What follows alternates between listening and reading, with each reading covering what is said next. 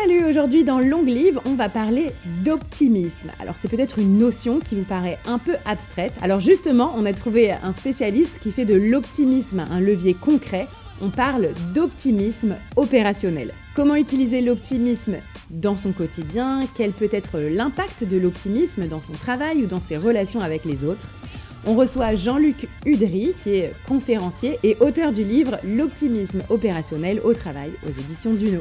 Nous sommes dans les locaux de Wojo Saint-Lazare, un espace de coworking où nous travaillons 2 fois par semaine désormais. Avant de commencer, abonnez-vous à ma chaîne YouTube ou bien sur la plateforme de streaming d'écoute de podcast que vous utilisez. C'est grâce à votre soutien que l'on peut chaque semaine partager le savoir de nos experts. Alors bonne écoute!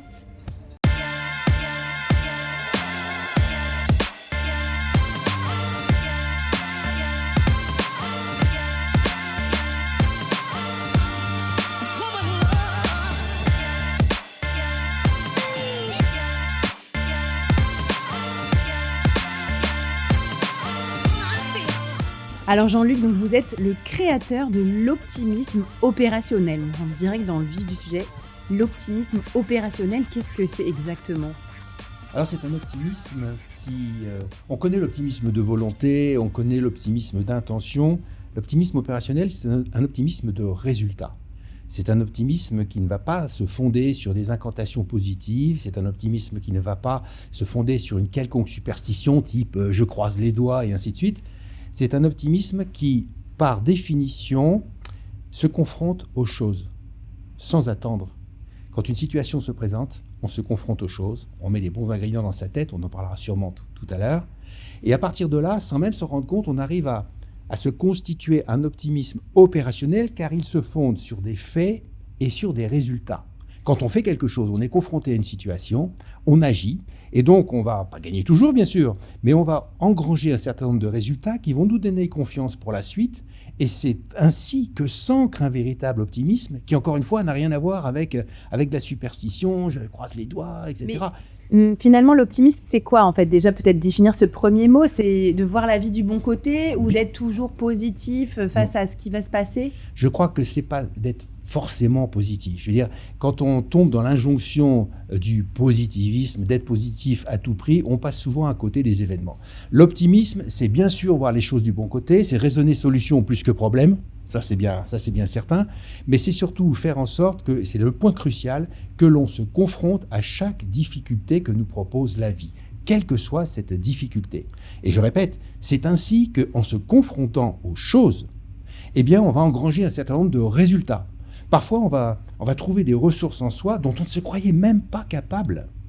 Et en engrangeant ces résultats, on va se dire « tiens, j'ai réussi ça, tiens, j'ai réussi ça, tiens, j'ai réussi ça ».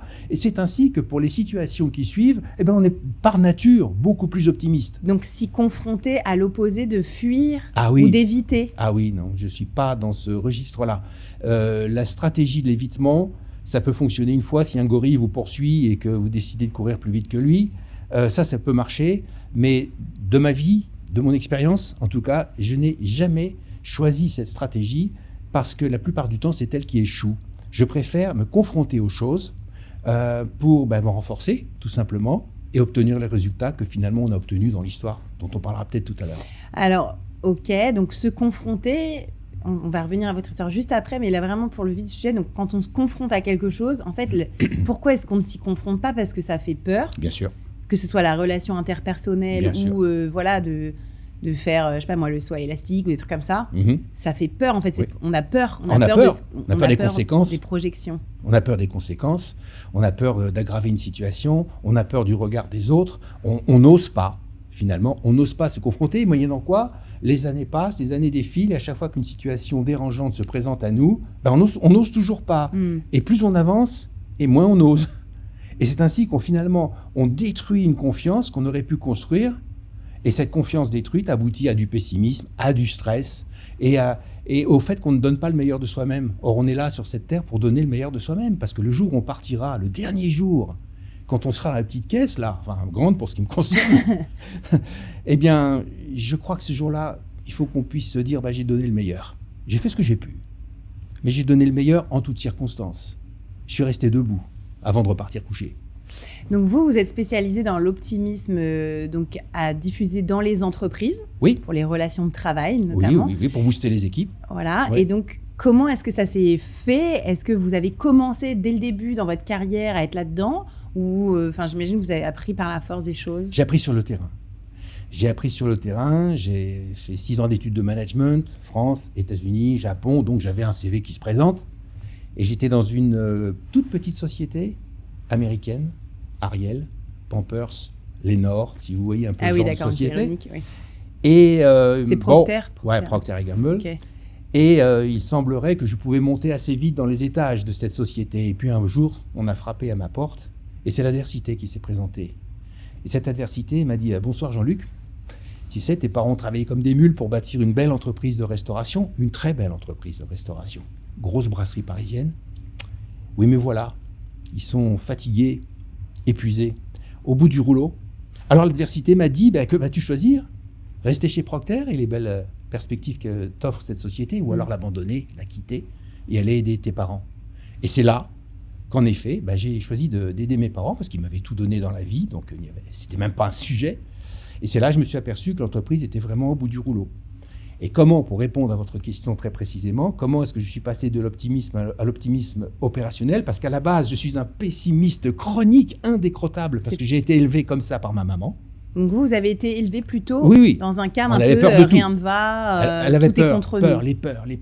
Je ne sais pas pour quelle raison, mais elle avait peur. Et donc, quand je reprends cette entreprise à 27 ans, mon tout premier speech, on est sur le fil du rasoir. Il faut bien voir le contexte. C'est-à-dire que l'entreprise, on m'a dit, ne passera pas 6 mois de plus. Tous les experts me l'ont dit. J'arrive là et donc l'expert comptable, le banquier. L'expert, les fiscalistes, les banquiers, les clients, enfin ceux qui restaient, les fournisseurs, etc. On m'a dit, écoutez, c'est peine perdue, laissez tomber. Dans 6 mois, et même des cadres de la maison m'ont dit, non, c'est même pas en vente, c'est faillite définitive. Bon. Okay. Et mon tout premier speech, je me rappellerai toute ma vie. Ce jour-là, j'avais le cœur qui battait à 200 à l'heure.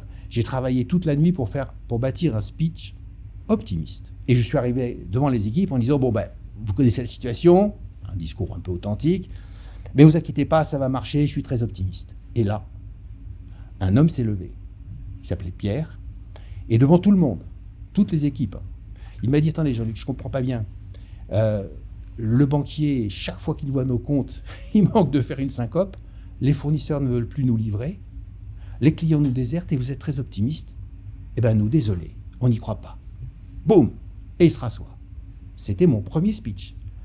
Avec des conséquences que ça a. C'est-à-dire que si le cadre principal de l'entreprise démolit le patron devant tout le monde, ce jour-là, ça sent le sapin quand même. Ça sent le sapin. Et donc, je suis reparti chez moi, complètement groggy. Puis j'ai réfléchi, je me suis dit, mais en même temps, cet homme-là, ce jour-là, à cet instant-là, il vient de me rendre le plus précieux des services. Parce que c'est pas comme ça qu'il faut aborder les choses. Et donc, j'ai repensé totalement, j'ai travaillé comme un fou furieux pour repenser les choses, pour penser autrement le business, les collaborateurs, l'adversité, le changement, les moyens à notre disposition. Et c'est ainsi que peu à peu, en se confrontant aux choses, est né l'optimisme opérationnel. C'est-à-dire que mon discours optimiste au départ, qui était bien sympathique, mais tellement naïf, n'a pas fonctionné. Mais quand on a peu à peu mis en place un certain nombre d'outils et qu'on a parlé aux équipes en les ancrant dans le terrain et en faisant que chaque mesure que nous prenions, chaque solution que l'on apportait soit ancrée dans le terrain, alors là, les équipes ont suivi et elles ont adhéré. On a laissé tomber le discours optimiste sympathique, mais pas efficace, pour quelque chose de beaucoup, beaucoup plus efficace. Concrètement, du coup, c'était quoi ? Parce que je pense que tout le monde peut un peu se projeter une brasserie, même si on ne connaît pas forcément exactement comment fonctionne un restaurant et les services de restauration. Mais en gros, ça a été quoi ? Vous avez commencé par quoi ? Par modifier la carte faire... Il y a plusieurs choses. Quand on regarde une entreprise, il y a la production, il y a l'administration, il y a la vente, il y a la comptabilité, il y a tout ça. Donc, on a pris secteur par secteur. On a responsabilisé chacun, et là évidemment, ça a pris des mois. Hein. On a responsabilisé chaque acteur en lui parlant de lui, en lui parlant de l'entreprise, en lui donnant un objectif qui soit un objectif enthousiasmant, pas un simple objectif chiffré. Et on a fait en sorte que les objectifs individuels rencontrent un objectif commun qui était celui de sauver l'entreprise, de sauver les emplois et accessoirement de sauver notre patrimoine, parce que c'est important aussi. Voilà. Et on a essayé de bâtir un collectif qui tire dans le même sens et que les équipes arrêtent de se tirer les unes dans les autres, comme c'était le cas en arrivant. Mais je pense que ça parle à beaucoup de gens, parce que beaucoup de gens sont dans le management ou subissent le management. Et du coup, donc une entreprise en difficulté, c'est-à-dire pas de trésor, clairement, pas de trésorerie. Donc comment est-ce qu'on motive les collaborateurs sans pouvoir leur donner une prime financière trop élevée? Parce que souvent, en fait, c'est un peu ça. Maintenant, les gens ne travaillent qu'à l'objectif, 13e mois, ou bien prime sur salaire. Et parfois, en fait, on a juste besoin de travailler sans forcément avoir une énorme prime financière. Comment est-ce qu'on fait pour en parler? J'ai appris pendant toutes ces années une chose essentielle. Pour motiver les gens, d'abord, il ne faut jamais chercher à motiver les gens. Il faut lever les freins de la démotivation. Lever les freins de la démotivation. Ce qui est complètement différent. C'est-à-dire, si je vous donne une prime de X, le mois prochain, vous allez être super content, vous allez avoir une prime de X. Mais le mois d'après, cette prime, elle est évaporée. Par contre, si vous avez 3 heures de transport, que je m'arrange, je modifie vos horaires pour que vous n'ayez plus qu'1 heure et demie de transport, 1 heure et demie fois 5 jours ou 6 jours par semaine, c'est précieux. Et donc, on s'est attaché à connaître nos collaborateurs, pas dans l'intimité, mais suffisamment pour comprendre ce qui les faisait lever le matin. Okay. Quels étaient les freins qui pouvaient les démotiver? Il y en a qui étaient angoissés, qui tremblaient comme des feuilles parce qu'ils pensaient perdre leur emploi. Il y en a qui pensaient qu'à se sauver et trouver un emploi ailleurs rapidement avant que le navire n'ait coulé. Il y en a qui étaient là depuis des lustres, qui étaient extrêmement fidèles et pour qui c'était un crève-cœur parce que cette entreprise avait fonctionné au top pendant des années et puis elle avait décliné. Et donc on a essayé de comprendre ce pourquoi chacun se levait le matin. Et on a établi un management par la confiance. Pas la confiance, je te fais confiance d'emblée, non, une confiance mutuelle, une confiance raisonnée, une confiance réfléchie. Et puis on a après, quand on a pu, à chaque fois qu'on a pu, on a gratifié les personnes financièrement, mais en sachant très bien que ça n'était pas le seul levier. Et puis on a fait en sorte de leur donner un objectif enthousiasmant. Je raconte tout ça en conférence, mais je ne peux pas le détailler ici, mais en gros... un jour, j'étais arrivé devant les équipes en leur donnant un objectif qu'on voit dans tous les livres de management, le fameux objectif SMART, c'est-à-dire un objectif détaillé dans le temps, fixe, qu'on peut identifier. Si je dis je veux être en bonne santé à la fin 2025 ou 2026, ça ne veut rien dire. Si je dis Lucille, tu auras 453 clients de plus au 31/12/26, ça veut dire quelque chose. Ça, c'est un objectif SMART. Et j'en avais fixé un, je ne détaille pas ici, je le raconte en conférence. Et je me rendais compte qu'au bout de quelques temps, bien que dans les livres de management, on dise donner un objectif SMART, eh bien les équipes ne répondaient pas, en tout cas pas assez. Et pour nous, c'était vital d'augmenter notre chiffre d'affaires. Alors on a repensé aux choses, et puis on a fixé un objectif qui soit un objectif enthousiasmant. Et cet objectif enthousiasmant, j'en parle pas ici, mais il fait que chacun s'est senti concerné par le sujet, à un point tel que non seulement notre objectif de départ, notre fameux objectif SMART a été enfoncé, mais qu'il a été bien plus loin. On a créé une dynamique. Pourquoi ? Parce qu'on avait fixé dans l'entreprise un objectif enthousiasmant qui était, ça je peux le dire, qui était d'être l'entreprise la plus innovante de notre secteur. On a fait des choses extrêmement concrètes. Il y a eu une espèce de fierté collective qui s'est emparée des équipes. Et c'est ainsi que chaque matin, tout le monde était content de venir. Au lieu de traîner la patte en disant qu'est-ce qui va encore nous arriver aujourd'hui, ça va être une tuile supplémentaire et ainsi de suite, chacun tirait dans son coin. Alors on faisait des erreurs bien sûr, mais on a fait beaucoup moins d'erreurs qu'avant.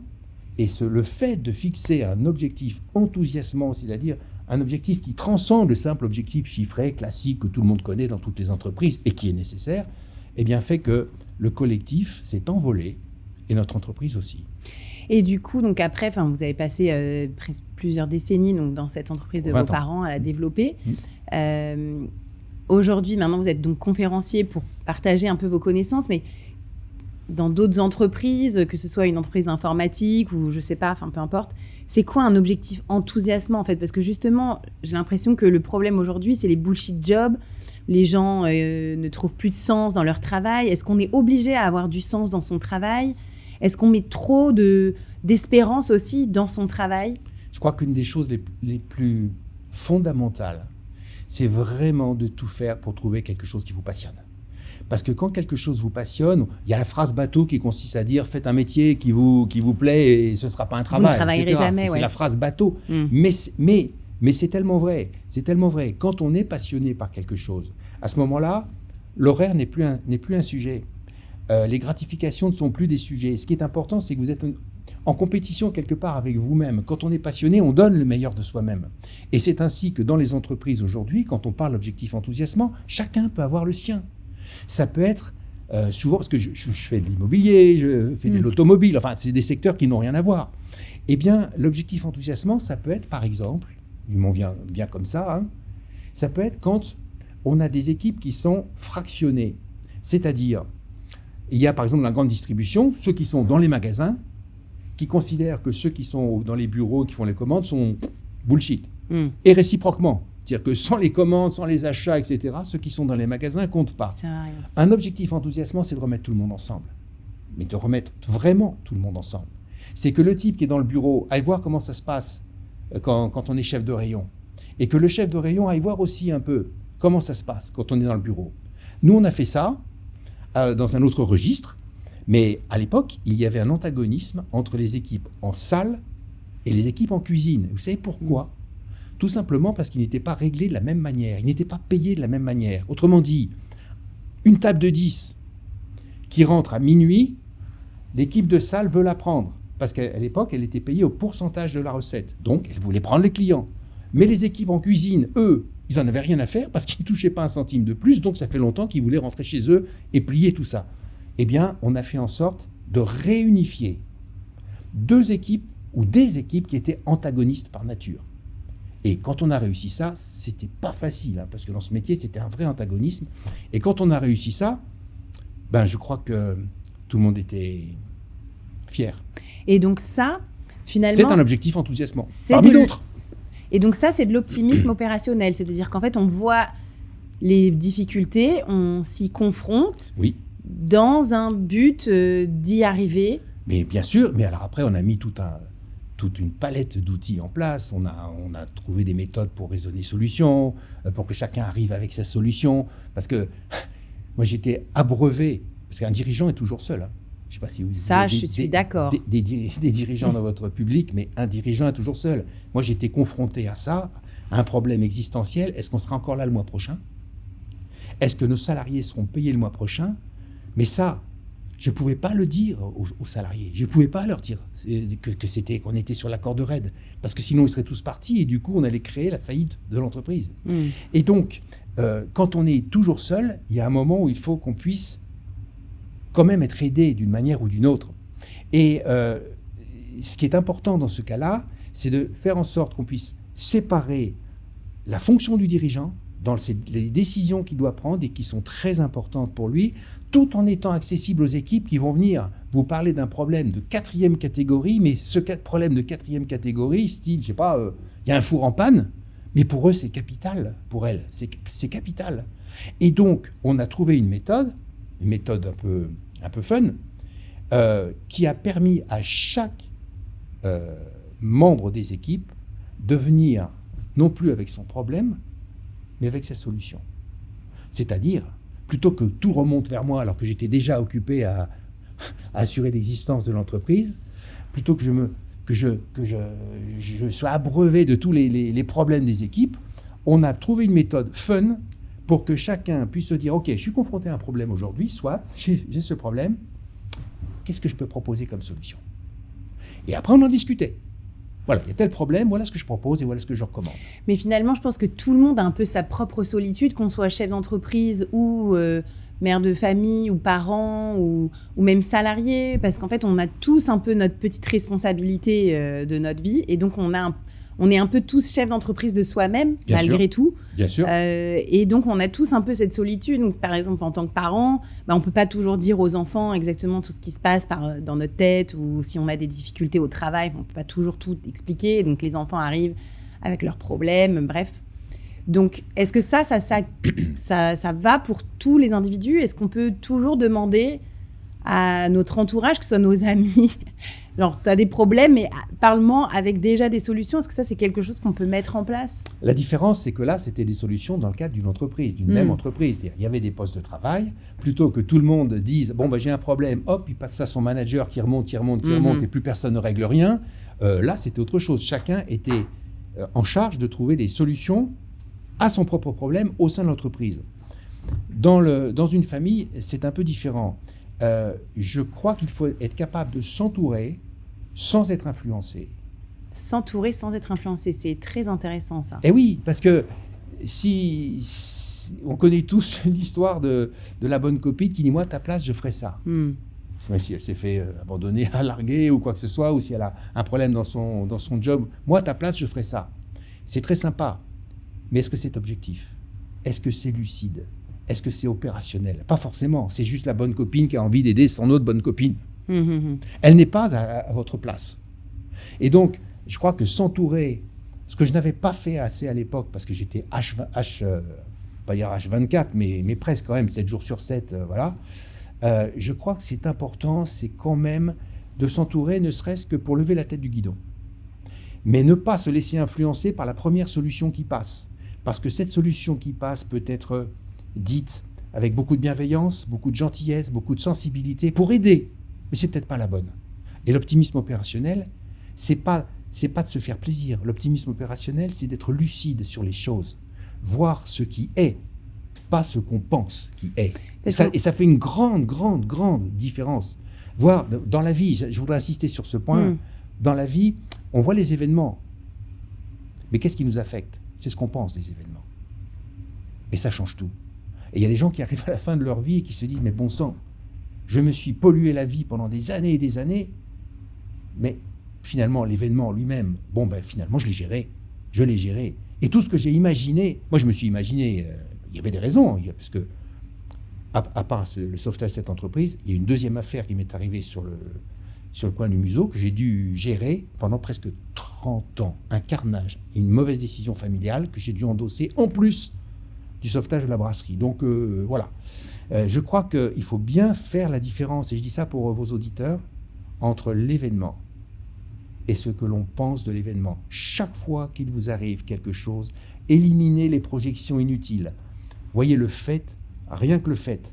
Alors ça peut paraître abrupt comme ça, mais c'est pas abrupt, c'est efficace. C'est efficace. Voir ce qui est. C'est quoi? C'est prendre du recul? Non, c'est voir ce qui est, sans jugement. Ok, donc par exemple... Le banquier vous dit, dans votre cas, il reste 3 mois de trésor. Pas la peine de commencer à imaginer, alors qu'est-ce qui se passe si dans 3 mois, ou si d'ici 3 mois, ou après 3 mois. Il reste 3 mois de trésor, qu'est-ce qu'on fait là maintenant? C'est ça. On licencie tous les salariés. Je ne sais pas ce qu'il faut faire dans le cas précis, mais je veux dire, on regarde le fait. Quel est le fait? Mais on ne se pollue pas avec les conséquences que l'on va imaginer et qui probablement ne se produiront jamais. Et je pense que ça, c'est un point fondamental, parce que je vois beaucoup de gens à l'année, et j'en vois beaucoup qui analysent des situations, mais sous le biais de l'affect, alors que la situation, elle doit d'abord s'analyser sur les faits. Les faits, rien que les faits.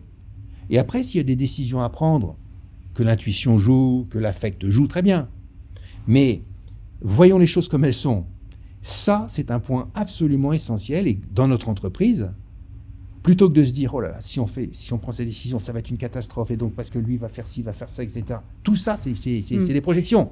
On prend une décision sur la base de faits. Voilà. Moi, je voulais reprendre mon exemple. Donc moi, j'ai été confrontée à une grosse difficulté entrepreneuriale en 2023. Donc voilà, des décisions difficiles à prendre. Et finalement, donc c'est de côté entouré sans être influencé. On a en permanence, notamment quand on est chef d'entreprise, mais même finalement dans son travail, tout le monde va vous donner plein de conseils et tout le monde sait mieux que vous.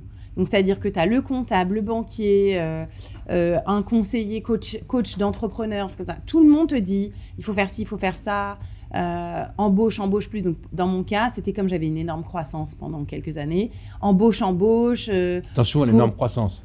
Embauche, tu as de la croissance, vas-y, développe ton entreprise. Et finalement, moi, mon critère de réussite quand je parlais à mon entourage, c'était combien j'ai de salariés en plus. Donc, j'étais à 5 salariés, après 7. Oh, waouh, incroyable. Et maintenant, tu as combien de salariés? 10. Oh, waouh, incroyable. Donc, en fait, finalement, mais moi, ma qualité de vie, mon niveau de stress, ma qualité de sommeil n'étaient jamais évalués comme des réussites, en fait. Donc, je dormais plus, j'avais un stress monumental, j'avais de plus en plus mal au dos. Ça, c'était normal, en fait. Voilà. Mais par contre, tu as 12 salariés maintenant, tu es trop forte. Et donc, voilà, bon, finalement, cette croissance, à un moment, forcément, a diminué, normal. Et donc, trop de cash burn, donc plus de trésor, trop de staff, et donc, voilà, de licenciements. Donc, et des vécus très difficiles. Et donc, finalement, moi, ce que je retiens, c'est que personne ne sait mieux que nous. Et comment est-ce qu'on peut rester optimiste opérationnel, quand on a plein de gens qui nous disent quoi faire, et qu'on nous annonce des cataclysmes ou que c'est comme ça qu'il faut faire, parce que des gens qui ont beaucoup plus d'expérience que nous disent quoi faire. Donc c'est hyper difficile d'avoir cette assertivité. Alors il y a une chose que j'aime bien, moi, et à laquelle je suis très attaché, c'est surtout pas de donner de conseils, c'est de montrer des exemples. C'est pareil pour des gens qui sont pessimistes, par exemple, dans une entreprise. J'en vois, mais chaque année, j'en vois plein. Et on me dit toujours, ah oui, à lui, il est drôlement pessimiste. Si vous allez le voir en disant, il ne faut pas être pessimiste, il faut être positif, etc., ça sert strictement à rien. À rien. Ce qu'il faut, c'est plutôt ne pas donner de conseils, mais donner des exemples réussis. Et chez nous, par exemple, quand dans le bureau, je me rappelle de 3-4 personnes, à chaque fois qu'on lançait un truc, c'était pas possible. Ça, on l'avait déjà fait, ça marcherait jamais. Enfin, classique, quoi. Et donc, parfois, ça faisait des frictions au sein du bureau parce qu'il y avait d'autres personnes qui disaient « Mais attends, on va quand même essayer, etc. » « Mais non, tu comprends rien, etc. » Bon, bref. Et un beau jour, on a décidé de changer notre fusil d'épaule. Et on n'a rien dit du tout. On n'a pas dit « Soyez optimiste, soyez positif. » On n'a rien dit de tout ça. On a fait les choses. On a lancé des initiatives. Et puis quand ces initiatives ont été couronnées de succès, on est revenu au sein des bureaux et on a dit « Vous voyez, hein, on n'aurait pas cru, mais on a bien fait d'essayer. Ça a marché. Alors ça a raté, c'est vrai, ça a raté.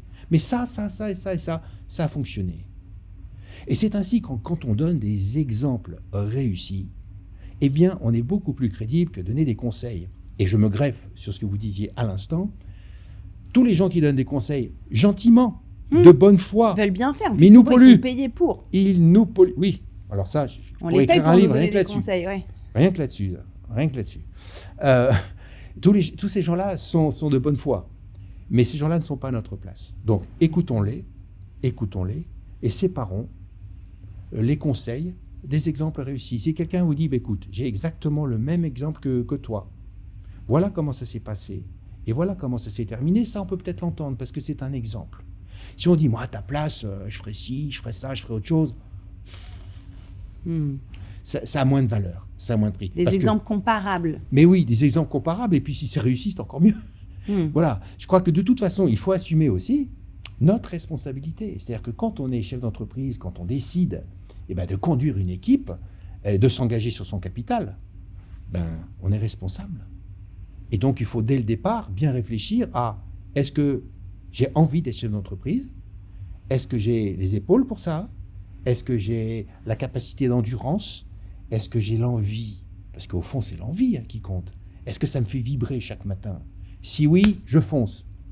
Si sur ces points-là, je suis so-so, ça se discute, j'y vais pas. Je n'y vais pas. Et après, sans forcément être chef d'entreprise, d'un point de vue un peu individuel, on voit qu'il y a un pessimisme ambiant complet en ce moment. Ça doit faire bizarre vu que vous êtes plutôt à prêcher l'optimisme. Mais comment est-ce qu'on fait déjà pour assumer d'être optimiste dans un monde pessimiste complet? Par exemple, moi, vraiment souvent, dans mes conversations avec mes amis, des dîners, moi, j'y crois toujours, je suis humaniste, je crois toujours que l'humain peut bien faire, que ça va aller bien, qu'on va vers des jours meilleurs. Et on est toujours plombé par des conversations du style ouais mais non, tu vois bien que c'est pas le cas et que nos enfants vivront moins bien, voilà, que je vais pas faire d'enfants parce que la planète machin. Comment est-ce qu'on fait pour rester déjà avant de développer de l'optimisme, mais pour le rester? Déjà, entre la poire et le fromage lors du dîner, on peut se demander à tous les gens qui disent ça, vous préférez vivre en 2025 en France ou au XIIe siècle ou au XIXe siècle, où la violence était partout, en permanence, Aujourd'hui, on prend une pilule, on prend un médicament et on n'est plus mal. Alors qu'il y a quelque temps, si on avait mal au dos, on l'arrachait. Enfin, je veux dire, il faut quand même raison garder. Et je crois qu'un des travers de notre société est qu'on n'a jamais été aussi bien équipé, jamais aussi bien informé, et on n'a jamais été aussi fragile. Et notre responsabilité, c'est de renforcer notre mental. Parce que dans une entreprise, par exemple, ou dans une famille en vérité, mais dans une entreprise, la finance, le produit, le service, le marketing, tout ça c'est essentiel. Mais qu'est-ce qui est le plus important ? Le mental. Le mental. Et je rêve d'avoir une éducation nationale qui apprenne aux enfants à se forger un mental. Ça ne veut pas dire je vais tout gagner, je vais être le premier, tout ça c'est du flan. Et moi je n'en veux pas. Ça veut dire simplement avoir un mental, je sors par le haut de n'importe quelle situation. Je sors par le haut de n'importe quelle situation. Au-delà, alors pour citer un exemple, parce que je véhicule pas des concepts, je véhicule un vécu. Donc il est ce qu'il est. Je dis pas que c'est formidable, je dis que c'est le mien. Au-delà de ce sauvetage de la brasserie, au bout de 5 ans, mes parents ont pris une mauvaise décision. Je leur avais conseillé de ne pas le faire. Ils ont acquis un fonds de commerce pour aider une de leurs filles. Bien. J'ai mis 12 ans pour faire condamner le vendeur parce que le vendeur avait truqué les chiffres. C'était un ami de 30 ans. Et cette affaire-là, j'ai eu à la gérer pendant presque 30 ans. Il y a eu des cascades, des retombées en cascade, un truc de fou furieux que je ne souhaite pas à mon pire ennemi. Pourquoi je dis ça ? Pas pour jouer les gros bras, simplement pour dire que quand on est au fond du trou, j'ai même écrit à l'époque, et c'est pas pour vendre quoi que ce soit parce qu'il est épuisé, un livre qui s'appelle « Craquer ou pas, l'incroyable histoire vraie ». Pourquoi j'ai pris ce titre ? Parce que je me suis posé la question, craquer ou pas, mais de manière définitive. Je parle pas de burn-out là. On se comprend, j'avais d'un côté la brasserie à tenter de sauver, et de l'autre cette affaire, mais qui dépasse l'entendement. Et j'avais les deux à gérer. Et c'était tellement dur qu'un soir, je me suis dit stop, quoi. Il y a un moment, c'est bon. Eh bien, c'est là où je me suis dit craquer ou pas. Et j'ai décidé de ne pas craquer. Et pourquoi je vous dis ça ? Parce que quelle que soit la situation que vous vivez, levez-vous, soyez debout. C'est votre honneur, c'est une exigence intellectuelle. Vous avez plus de ressources que vous ne le croyez. Encore faut-il vous lever pour les mobiliser, ces ressources. C'est ce que j'ai fait. Et je me suis dit que j'étais responsable de rien dans ces affaires, mais que je donnerais mon meilleur, et c'est ce que j'ai fait.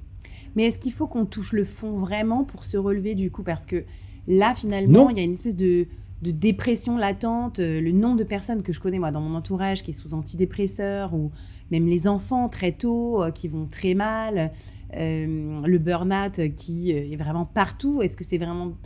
Je crois qu'il faut que chacun fasse un effort d'être un peu moins sur son téléphone et travailler un peu plus sur son mental. C'est très important de se parler davantage. C'est très important de parler avec les enfants. C'est très important de replacer notre existence dans un contexte plus large. On n'est qu'un petit maillon d'une chaîne immense. Il y a beaucoup de gens qui sont en burn-out, il y a beaucoup de gens qui se laissent aller au pessimisme. Mais enfin, est-ce qu'on se rend compte un petit peu du confort dans lequel on est ?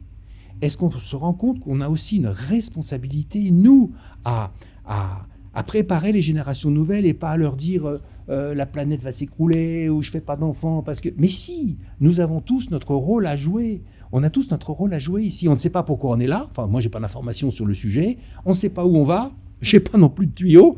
Mais ce que je sais, c'est que pendant qu'on est là, allez, on se lève et on fait des choses. Il y a des problèmes, oui. J'ai publié sur LinkedIn, je publie tous les jours. Hier ou aujourd'hui, je sais plus. Un truc qui disait, mais on a des problèmes. Sérieux.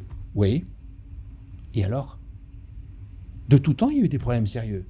Notre fierté, c'est de les affronter, c'est de pouvoir sortir par le haut de ces problèmes. Alors, stop au défaitisme, assez de pessimisme, les choses sont difficiles, ok. Mais je préfère vivre aujourd'hui qu'il y a 3 siècles. Et justement, quand on vit comme ça, finalement, dans un confort dont on ne se rend pas compte, c'est quoi la clé ? Est-ce qu'il faut aller faire de l'humanitaire, se confronter à des difficultés de personnes qui en ont vraiment, que ce soit, je ne sais pas moi, aller travailler sur un chantier au fin fond de l'Asie du Sud-Est, où les gens sont en grande difficulté, précarité, ou je ne sais pas moi, aller travailler au Resto du Cœur, ou enfin, ce genre Ça ne peut pas faire de mal, mais je ne suis pas sûr qu'en voyant quelqu'un qui vit plus mal que soi, on puisse quand même avoir conscience des choses, parce qu'on va être choqué pendant 15 jours, 3 semaines, un mois, et puis finalement, ça changera pas grand-chose. Moi, je crois qu'il faut surtout prendre conscience de la valeur des choses, du prix de la vie, de notre valeur à nous, du fait qu'on est tous importants. Et oui, on est tous importants, il faut quand même le rappeler. Et que surtout, j'insiste là-dessus, on a chacun une espèce de réflexe de survie. Quand on peut toujours se laisser aller au pessimisme. Mais finalement, qu'est-ce que ça apporte? Quand autour d'une table, il y a un tas de gens qui dînent, et puis il y en a 3 qui disent « Oh là là, rien ne va plus sur le plan géopolitique, sur le plan de la planète, sur le plan climatique. » Bon, une fois qu'on a dit ça, qu'est-ce qui se passe? Ça, c'est raisonner problème. Bon, de l'autre côté de la table, il y a des gars qui disent « Oui, mais attends, parce que pour le réchauffement climatique, tous les jours, on invente des solutions dont on ne parle jamais, mais tous les jours, l'homme invente des solutions. Tout problème est générateur de sa propre solution. Et donc, on invente des choses nouvelles. On avance, mais on ne voit systématiquement que ce qui ne fonctionne pas. Eh bien, heureusement, autour de la table, il y a des gens qui inventent, qui innovent, qui créent, et qui font que on peut aussi regarder les choses qui vont bien. Moi, quand je suis confronté à une assemblée de pessimistes, je ne leur en veux pas. Je leur en veux pas. S'ils sont pessimistes, c'est qu'ils ont une histoire. Mais en tant qu'ancien pessimiste chronique, je peux te dire qu'on en sort, si on le veut, et si on fait l'effort nécessaire. Et puis, c'est quand même plus agréable d'essayer l'optimisme plutôt que le pessimisme, non? Si votre enfant vous dit « Oh là là, je vais pas avoir le bac », encore que c'est une option, enfin, il faut le demander en France pour ne pas avoir le bac. Mais bon, si vous dites « Je ne vais pas avoir le bac », et si on vous répète ça tout le temps, il y a des chances qu'il ne l'ait pas. Tandis que s'il dit « Je ne suis pas plus bête qu'un autre garçon ou une autre fille, je vais travailler raisonnablement et j'aurai le bac », c'est quand même plus porteur. Donc voilà, je pense que les pessimistes chroniques dont j'étais, la bonne nouvelle, c'est qu'ils peuvent changer de crèmerie. C'est qu'ils peuvent changer. Donc vous faisiez partie de ces pessimistes, mais qu'est-ce qui a fait finalement? C'est de vous confronter, d'avoir peut-être touché le fond finalement et de s'en être sorti. C'est de confronter à la réalité et peut-être d'avoir un petit peu une niaque que j'avais au fond de moi-même. C'est possible. Mais aujourd'hui, j'ai vraiment... alors que j'étais pour rien dans ces 2 affaires, je n'y étais pour rien, j'avais une carrière toute tracée. Mais ma fierté, c'est d'être sorti par le haut des 2 et d'avoir réussi là où tout le monde disait que c'était pas possible. Non pas parce que je suis un héros, pas du tout. Simplement parce qu'on a au fond de nous un instinct de survie, on a au fond de nous des talents qu'on peut mobiliser, on a des ressources, des capacités. Simplement, la plupart des gens ne les utilisent pas parce qu'ils ne savent pas qu'ils les ont et ils ne se lèvent pas pour les mobiliser. Mais parlons-en justement de cet instinct de survie que je trouve fondamental. Donc moi vraiment c'est exactement ce qui m'a sauvée parce que parfois on me demande comment tu as fait pour pas faire un burn-out quand tu as eu tes difficultés et tout. En fait moi j'avais absolument besoin de gagner de l'argent quoi. Enfin, c'est horrible à dire, c'est trivial, mais c'est-à-dire que quand j'ai pas reçu de salaire pendant 2 mois, je suis allée voir le banquier et en lui expliquant la situation et donc en gros il me dit pendant 6 mois, je peux t'enlever tes remboursements de crédit, mais voilà, au bout de 6 mois, il faut re-rembourser le crédit, quoi. C'est clair. Donc là, avec mon conjoint, on en discute, on voit si on vend la maison, qu'est-ce qu'on fait. On est allé visiter des autres appartements, ce qu'on aurait pu acheter sans crédit. Ça nous plaisait pas. Enfin voilà, donc on les a quand même visités en se disant, en gros, au pire, on est là, c'est quand même pas trop mal non plus, mais bon, c'était quand même pas ce qu'on voulait. Donc voilà, à un moment donné, tu te dis, il faut que je rentre de l'argent dans les caisses et qu'est-ce que je fais, quoi? Qu'est-ce que je fais fondamentalement? Donc parler à ma communauté, leur expliquer, ça va pas, j'ai besoin de vous, je crée quelque chose.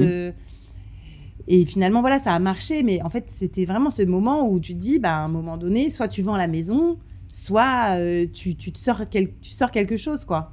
Et finalement, est-ce qu'on n'a peut-être pas trop d'aides qui font que...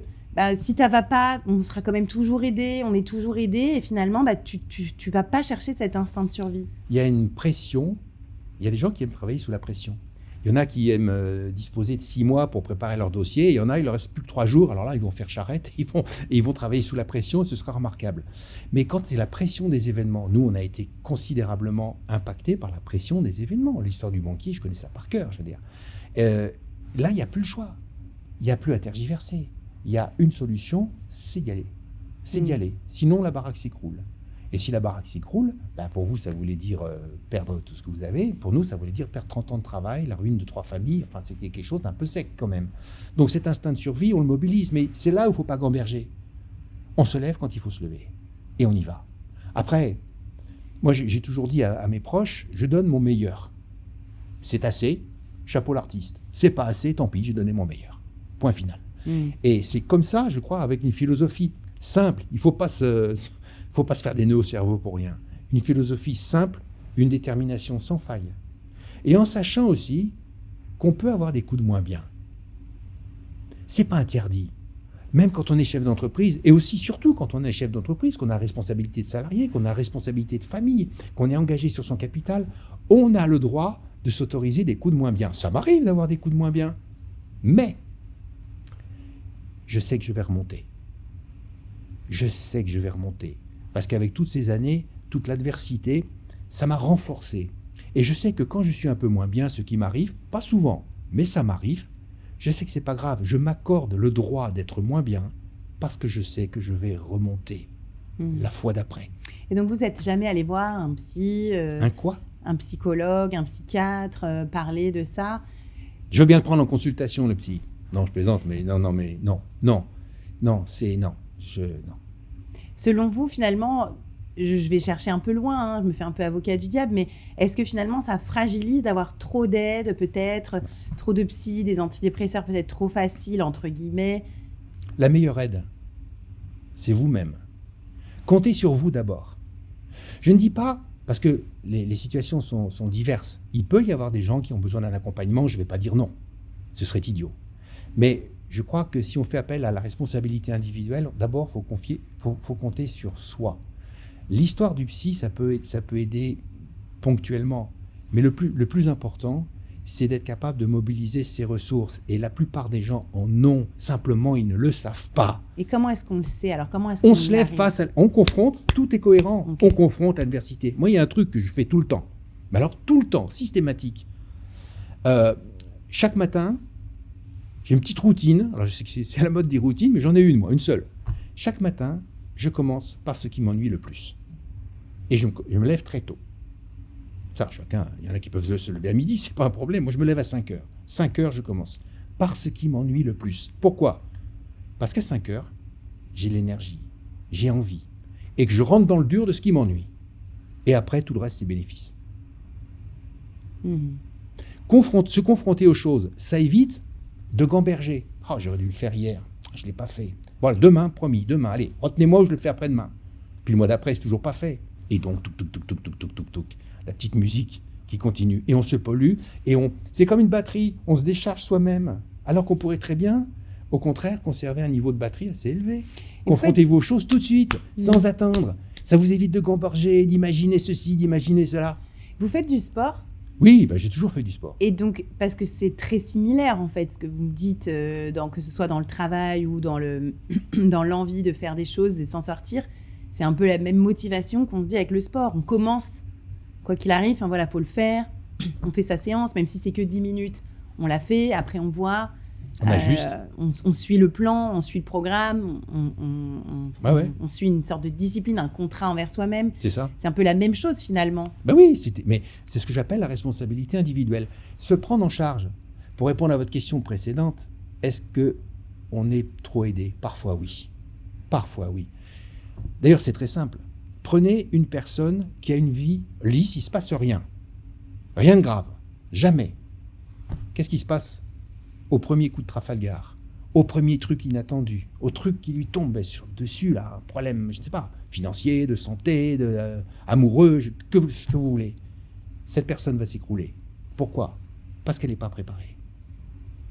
Et qu'est-ce qui se passe pour une personne qui a connu des mouvements un peu comme ça? Cette personne, elle va mieux réagir parce qu'elle est préparée. C'est comme le sportif. Le succès réside dans la préparation. Quand on fait du sport, c'est de l'entraînement. On s'entraîne à avoir des galères. On s'entraîne, oui. On s'entraîne à être dans le dur, cardio, musculaire. Mais ce qui serait bien, c'est qu'on puisse accepter que depuis le premier jour où l'on est, on aura des hauts débats. C'est une évidence que de le dire. Mais pourquoi est-ce qu'on ne l'accepte pas? Pourquoi est-ce qu'on n'intègre pas ça dans sa vie dès le départ? Et pourquoi est-ce qu'on ne l'accepte plus? Peut-être parce que vous avez de l'expérience maintenant. Enfin, je ne sais pas quel âge vous avez. Mais... 27 ans maintenant. C'est agréable. Comment est-ce qu'on arrive finalement à accepter de mieux en mieux ces difficultés, ces adversités, c'est sortir un peu de l'infantilisation? Je crois que ça fait partie de l'éducation déjà, d'y réfléchir, au lieu de se planter en permanence sur les téléphones, ce qui devient vraiment un vrai sujet. L'autre jour, je fais une parenthèse, je rentre de conférence en train, et puis je monte à une gare, là, il y avait déjà des gens dans le wagon. Je regarde, j'ai compté 12 personnes autour de moi. 11 étaient sur le téléphone, il y en avait une qui dormait. Personne ne parlait à personne. Et je me dis, mais moi aussi j'ai un téléphone, hein, je l'utilise, les réseaux sociaux, LinkedIn et tout ça. Mais je me dis, mais comment c'est possible? Donc, je crois que si on commence à changer nos propres comportements, alors à ce moment-là, on peut trouver des solutions à nos soucis. Pour changer les choses, il faut se changer soi-même. Mais oui, c'est ça qui est difficile. Mais oui, c'est ça aussi. Mais c'est ça aussi la noblesse du métier d'humain. On part avec, on est comme ça, et puis si on peut terminer en étant comme ça, c'est bien quand même.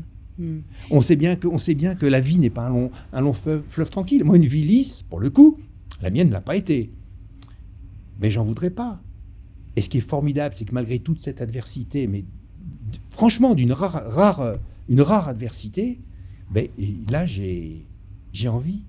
J'ai envie de continuer. J'ai envie de faire des trucs jusqu'à 100 ans. Et après, on verra. Et quand vous parlez dans vos conférences et vos écrits, vous parlez souvent des étapes, les étapes du rebond. La lucidité, l'action, la discipline, l'état d'esprit.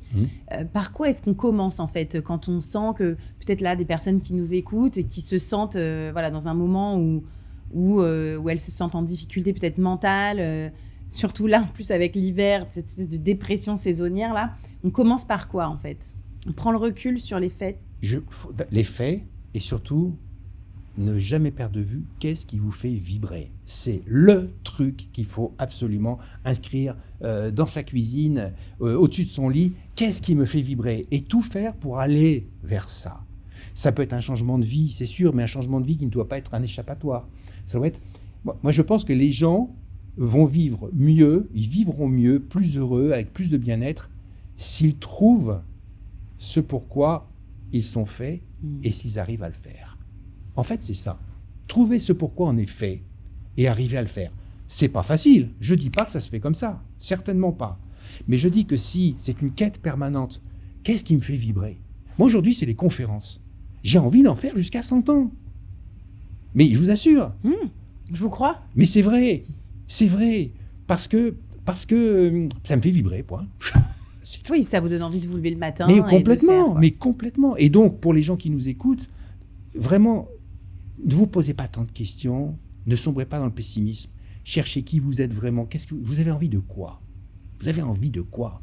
Et dans la mesure de vos moyens, dans la mesure de du possible, tendez vers cet objectif. Trouvez ce qui vous fait vibrer et le faire. Et ce jour-là, il y a beaucoup de burn-out qui auront disparu. Il y a beaucoup d'angoisses qui auront disparu. C'est vrai qu'on consomme beaucoup d'antidépresseurs chez nous, enfin en France, je veux dire. Moi, j'en ai jamais pris. Ça veut dire que si j'en ai pas pris, peut-être ça veut dire qu'aussi on peut se forger un mental. On peut se forger un mental si on le souhaite vraiment, et si on décide de voir les choses de manière un petit peu, non pas bisounours, hein, c'est pas le genre de la maison, vous l'avez compris, mais un petit peu optimiste quand même. Mais surtout, réfléchissez à quelle est la source de votre motivation finalement. Et il faut dire les choses comme elles sont. Si vous êtes dans un endroit qui ne vous plaît pas, changez de crèmerie. Alors je sais, il y a des déménagements, parfois c'est pas facile, il y a des femmes seules avec des enfants, tout ça c'est compliqué. Mais qui a dit que la vie devait être simple? Qui l'a dit? La mienne n'a pas été simple. Mais aujourd'hui, elle me comble. Pendant 30 ans, elle m'a... serrer les vis. Est-ce qu'il y a des signaux à reconnaître, que ce soit dans les entreprises ou chez les individus, où vraiment on doit s'inquiéter, on doit passer à l'action? Par exemple, voilà, si on est salarié, si on sent que on est un peu en train de sombrer, qu'est-ce qu'il faut dire? Est-ce qu'il faut aller voir son management? Est-ce qu'on peut leur faire confiance ou pas? Est-ce qu'il y a des signaux à reconnaître aussi dans le management qui ne fonctionne pas bien? Côté salarié, je crois que la pire des choses, côté salarié et manager d'ailleurs, la pire des choses, ce sont les non-dits. Les non-dits sont des poisons dans un couple. et en entreprise. Les non-dits, c'est comme s'il y a la lave dans un volcan, ça s'accumule, ça s'accumule. Alors le jour où ça sort, chez nous, il y en avait plein de non-dits. Bon. Donc les non-dits, il faut éviter. Faut essayer de les éradiquer. Votre question, c'était Alors, il y en avait plusieurs. Oui, il y en a plusieurs, c'est pour ça. Les signaux à reconnaître, en fait, on est dans un management toxique, ou si vraiment la situation n'est pas la bonne pour nous. Alors, les managers, déjà, évitez les non-dits. Chez nous, on a décidé de se dire les choses. C'est-à-dire que, bien sûr, on ne va pas éliminer les rancœurs, les jalousies dans les équipes, ça c'est humain, bon, on est humain, c'est très bien. Mais on a décidé de limiter au maximum les non-dits, et sans question de hiérarchie, pour que, quand on parle de quelque chose, on se dit franchement les choses. On se dit. Il n'y a pas de question de hiérarchie, c'est le manager qui a dit ça, c'est l'autre qui a dit ça. On se dit les choses pour mieux se comprendre. Ça, c'est un premier point. Et sur les signes avant-coureurs, alors là, il m'en vient un. Quand on fait des visioconférences, par exemple, la personne qui commence à pas allumer sa caméra, une fois, 2 fois, 3 fois, c'est un signe qu'elle se désengage. La personne qui arrive en retard aux réunions, la personne qui laisse passer un mail, la personne qui se désengage. Une entreprise qui fonctionne est une entreprise où on dialogue. Pas de dialogue, pas de performance, pas de bien-être, rien du tout. Le dialoguer, je crois que c'est sans excès, hein, on ne va pas passer 3 jours avec chaque personne sur chaque sujet. Ouais, c'est toujours la même chose. C'est toujours la même chose. Mais je pense que le dialogue, c'est quand même une arme redoutable. Donc à user et sans modération. Ok. En termes de fatigue mentale et de santé, est-ce que vous avez étudié, maintenant que vous faites vos conférences, l'intérêt en fait de travailler cet optimisme opérationnel sur l'état de santé des gens, la longévité? J'ai pas fait d'études particulières. Je suis pas très théorie. J'en ai tellement bouffé quand j'étais étudiant que la théorie, surtout qu'elle m'a jamais aidé dans tous mes bouquins de management en français, en anglais. J'ai jamais rien trouvé qui m'aide. Je suis pas très théorie. Moi, je suis très terrain. Dans notre entreprise, on a vu passer au total 1200, 1300 personnes. Donc, ça nous donne une petite idée quand même de ce que sont les gens, au total. Hein. Ça donne une petite idée de ce que sont les gens. Donc, j'ai vu différents profils. Je crois que les quelques valeurs qu'on a édictées ici sont celles qui sont les plus efficaces. Moi, je vois souvent sur LinkedIn, tiens, je vois souvent sur LinkedIn. Alors, l'étude Gallup nous dit que si vous faites ça, vous serez 43% plus positif, 32% plus performant, etc. Au secours. Les études sont faites pour encadrer le sujet, pour nous permettre de réfléchir. Moi, je crois qu'au terrain, le terrain, c'est des valeurs, par exemple des valeurs d'entreprise claires, nettes, partagées, pas des concepts, des valeurs concrètes. Exemple, chez nous, on a érigé cette valeur, on fait ce qu'on dit, on dit ce qu'on fait. Je vous dis qu'on fait ça, on fera ça. Voilà, c'est une valeur, c'est simple, c'est efficace. Et on n'a pas comment dirais-je, mis au point un certain nombre de valeurs comme on est pour l'excellence, ce qui ne veut rien dire du tout. Tout le monde est pour l'excellence, qui est-ce qui n'est pas pour l'excellence? Bon, on est tous. Je pense qu'il faut parler aux salariés, qu'il y ait un vrai dialogue entre le management et les salariés, et qu'il y ait surtout un certain nombre de valeurs simples, partagées et concrètes. C'est ça l'optimisme opérationnel. Pourquoi? Parce que les gens y croient. Ils croient, tout simplement. En fait, c'est fou ce que vous me dites, parce que moi j'ai l'impression que c'est tellement simple. Mais c'est simple. Et aujourd'hui, on nous bassine en tant que chef d'entreprise qu'il faut aider ses salariés, le sport en entreprise, la santé en entreprise, les écouter, payer les crèches. Et en fait, tout ça, ça fait crouler les dirigeants sous le poids de la contrainte, et aussi contrainte financière par rapport finalement au travail en fait. Enfin, ça multiplie par 2 le travail des gérants. Une entreprise qui fonctionne est une entreprise où chacun est responsable. Ce n'est pas le salarié qui doit compter sur le patron pour qu'il mette le baby-foot et pour qu'il mette tous les trucs qui vont avec. Je crois que c'est une relation mutuelle et mutuellement fructueuse. C'est-à-dire que les équipes doivent aussi faire des efforts dans le dialogue. Elles ne doivent pas tout attendre du ciel. Tout ne tombe pas du ciel. Parce que, vous savez quoi? Je vais faire une grande révélation. Dirigeant, c'est aussi un homme. Une femme, en l'occurrence. Mais lui aussi a ses soucis. Lui aussi a ses besoins de reconnaissance. Lui aussi a ses interrogations. Et mais ça, c'est impossible à dire. Mais si, on peut leur dire, mesdames, messieurs, vous avez ces problèmes-là, je vous comprends tout à fait. Mais nous, en plus, on a tout cela. Et cela, c'est à nous de les gérer. L'existence de la société, la vision à long terme, tout ça, c'est à nous de les gérer. Alors, si vous voulez que tout le monde fonctionne ensemble, ce qui est le but, que chacun prenne sa part. Que chacun soit responsable au sens de, voilà, je donne ce que je peux, je donne de ma personne pour que, dans l'intérêt commun, en quelque sorte. Comment est-ce que ça s'éduque, ça, finalement, en tant que parent? Parce que là, tout ce que je ressens, c'est finalement un peu de l'éducation. Si on ne l'a pas à la base, c'est difficile après de progresser en tant qu'adulte, quoi. Pour les enfants, il suffit de leur dire un truc, notamment les ados, pour qu'ils fassent le contraire. Les ados, ça m'intéresse.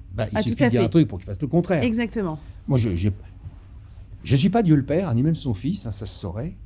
Mais voilà ce que j'ai dit à mes filles. Je vous donne un certain nombre de principes, un certain nombre de règles que je pose sur la table. Vous prenez ou pas. C'est votre responsabilité. Moi, je vous ai dit ce que j'en pensais. Point final. C'est tout. Je ne vais pas faire la vie de mes filles. Je vais leur dire, va à gauche, elles vont aller à droite. Mais elles vont apprendre ce qui se passe si on va à droite. Je leur dis, moi, je pense qu'à droite, c'est mieux pour telle et telle raison pour vous. Maintenant, je pose ça là. Et vous décidez. C'est vous qui faites votre vie. Je crois que si on est des parents trop présents, on étouffe les enfants. Ça s'appelle maintenant. Comment ? Les parents hélicoptères. Oui, hélicoptères. Ils font tout. Oui, c'est ça. C'est ça. Il manque pas d'air, ceux-là. Si on est ces parents-là, on étouffe les enfants. Si on est trop loin, ils se sentent perdus. Moi, je suis pour la responsabilité. Je crois qu'on l'aura compris. Ça doit faire 47 fois que je le dis. Mais c'est tellement vrai. C'est tellement vrai. Je crois à la responsabilité individuelle, notamment des enfants. On leur explique. Tiens, les jeunes, ils courent plus vite que les anciens. Mais les anciens connaissent la route. Et je crois que c'est cette alchimie qu'il convient de réaliser à la fois dans une famille et dans une entreprise.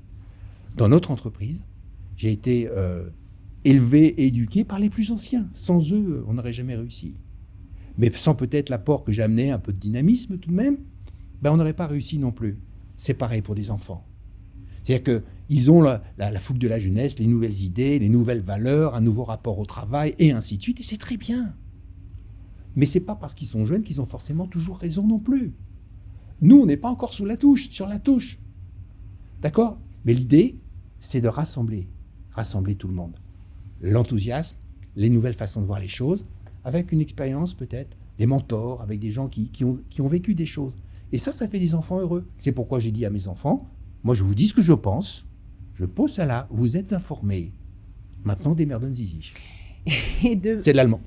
J'ai compris. Avec un peu de... Faut que je le fasse en anglais. Et d'un point de vue plus sociétal, du coup, parce qu'on vit comme ça dans cette espèce de conflit générationnel entre les jeunes, les plus âgés, qui sont de plus en plus nombreux, finalement, sociétalement, et cette espèce moi, je trouve qu'on tire un peu vers le bas sociétalement, dans certaines directions prises politiquement. Comment est-ce qu'on retrouve de l'optimisme dans nos choix sociétaux?